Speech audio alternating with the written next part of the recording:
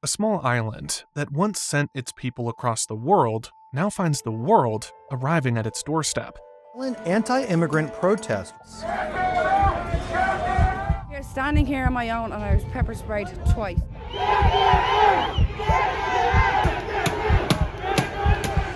Ireland, once defined by emigration, now faces an immigration wave it was never built to handle. Hotels have become shelters, fields have turned into tent cities, and the system that once symbolized compassion is showing its cracks. In just 2 years, over 140,000 people have arrived, the largest influx in modern Irish history. Some come fleeing war and despair, others come seeking a better life. The government calls it a humanitarian duty. Critics call it a nation losing control. Our town is affected, our businesses are affected.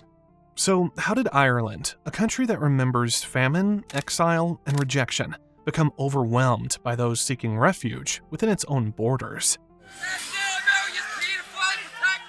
I feel like a prisoner in my own home. I can't let them out. It's scary. To understand this reversal, we must go back to a time when the Irish story was not one of arrival, but of escape. For most of its modern history, Ireland was a nation defined by departure. Famously, the Great Famine between 1845 and 1852 was a period of mass starvation and disease caused by a potato blight that destroyed the staple crop on which a large portion of the Irish population, particularly the poor, depended on. This crisis led to the death of about 1 million people and drove more than 2 million people overseas, permanently changing Ireland's demographics and society. The British government, which governed Ireland at the time, was slow to respond and implemented policies that were insufficient to alleviate the crisis, exacerbating the catastrophe. Throughout the 20th century, economic stagnation pushed generations toward Britain, the United States, and Australia. The Irish identity became tied to diaspora, estimated at around 70 million people globally, a number far exceeding the current population of the island itself. By the early 1960s, Ireland's population had fallen to 2.8 million, the lowest since records began. Then came a transformation. During the late 1990s and early 2000s, the Celtic Tiger years began, and Ireland became one of Europe's fastest-growing economies. Membership in the European Union, low corporate taxes, and a highly educated workforce turned the country into a magnet for global capital. Just look at this chart. From 1995 to 2007, Ireland's GDP grew by an average of 6% per year. Unemployment fell to an average of 4.6%, and immigration surged for the first time in modern history. Between 1991 and 2006, the foreign-born population rose from 6% to almost 15% in 2006. Most migrants came from Poland, Lithuania, and other Eastern European nations after the EU enlargement of 2004. They arrived to work in sectors like construction, hospitality, and technology, and were welcomed. But these movements were mostly controlled, settled, and slow. The infrastructure in housing, public services, and social integration expanded gradually. But then, the global financial crisis hit. Central Statistics Office. You may already have been feeling it for months, but officially the country is now in recession, according to the latest figures from the Central Statistics Office. The 2008 crash sent unemployment soaring, and migration briefly reversed. Tens of thousands of Irish citizens left again to seek work abroad. Yet, by the late 2010s, Ireland's economy had not only recovered, it had become one of Europe's most dynamic once more. Jobs, property, and investment began to draw attention again from overseas. GDP per capita, inflated by multinational accounting but still staggering, reached 105,000 in 2022. And with prosperity came migration, again. But this time, the pattern was different. The new wave of arrivals was not just workers from within the EU, it was refugees, asylum seekers, and international protection applicants. and the system built to welcome them wasn't ready. Between 2021 and 2023, Ireland experienced the largest per capita immigration wave in its modern history. On this graph, you can see 141,600 people arrived in the year to April 2023. Among them, 29,600 were returning Irish citizens, 29,000 were EU nationals, and 83,000 were non-EU nationals. Of these, roughly 42,000 were Ukrainian refugees fleeing the war, and tens of thousands were asylum seekers from conflict-stricken countries like Syria, Afghanistan, and Sudan. Ireland's total population reached 5.3 million, the highest since the 1850s. For a small country with limited housing and infrastructure, the sudden rise proved destabilizing. Even before the influx, Ireland faced a severe housing crisis.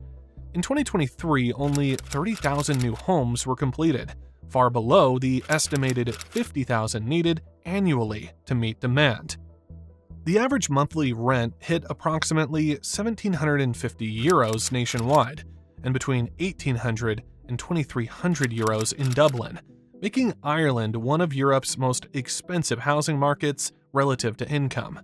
By 2024, nearly 13,000 people were officially homeless, including 4,000 children, the highest number ever recorded.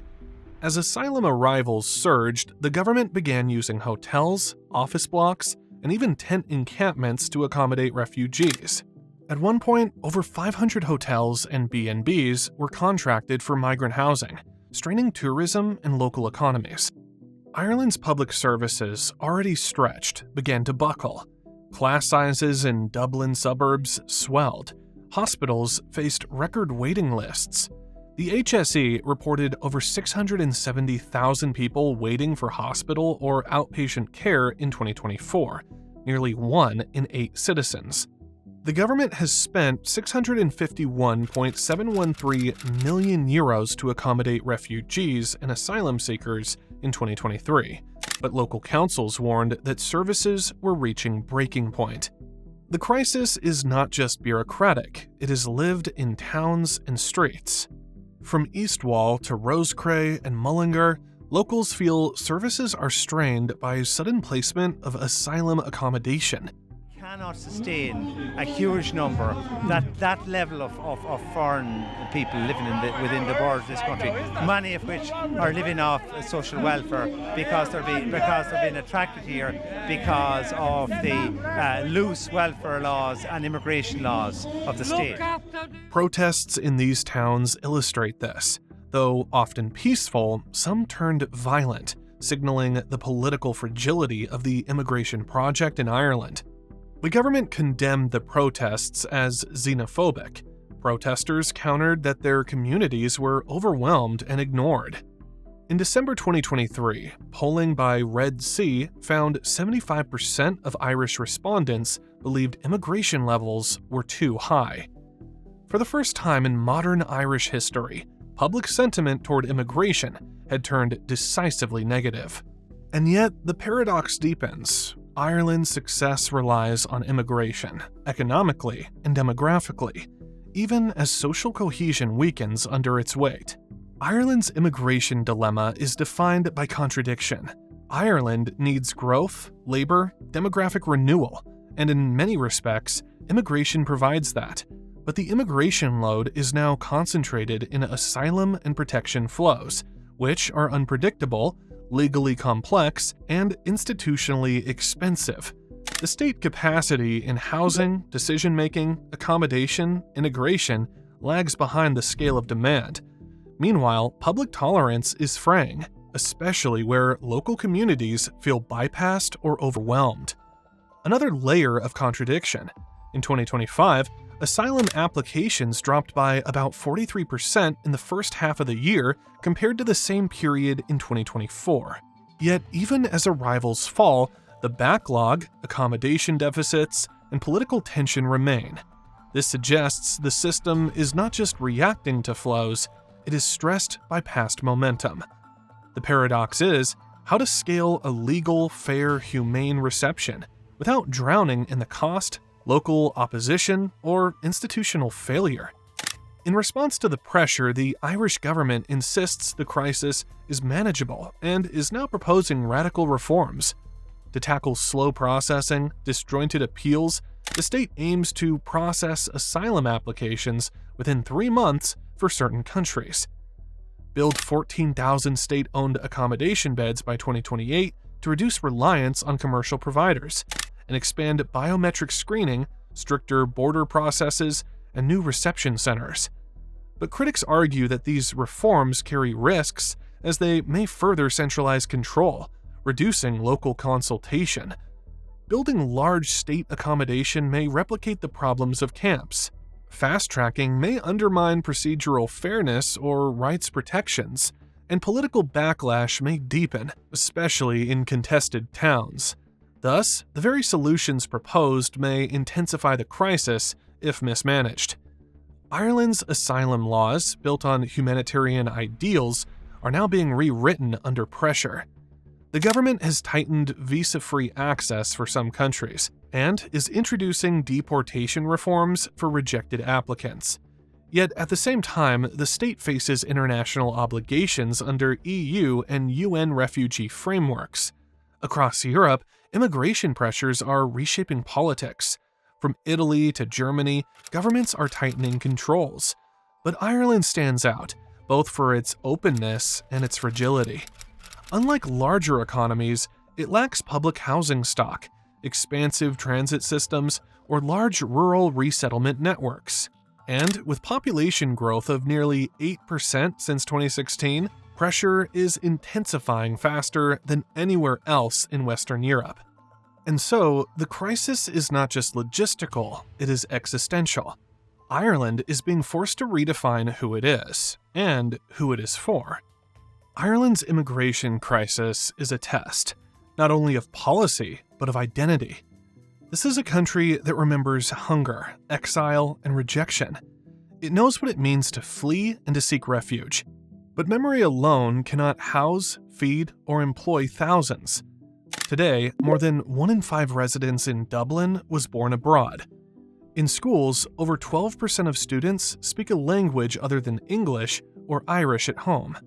Culturally, Ireland is more diverse than at any point in its history. Yet socially, unity is fragile. A recent ESRI study found integration works best in employment and education, but falters in housing and community cohesion. Many migrants express gratitude for safety, but frustration at isolation.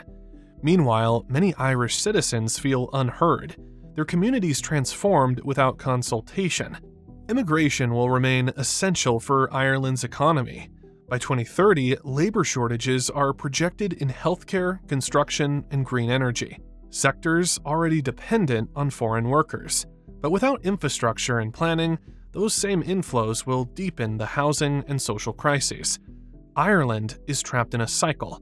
It needs growth to fund housing, and housing to sustain growth.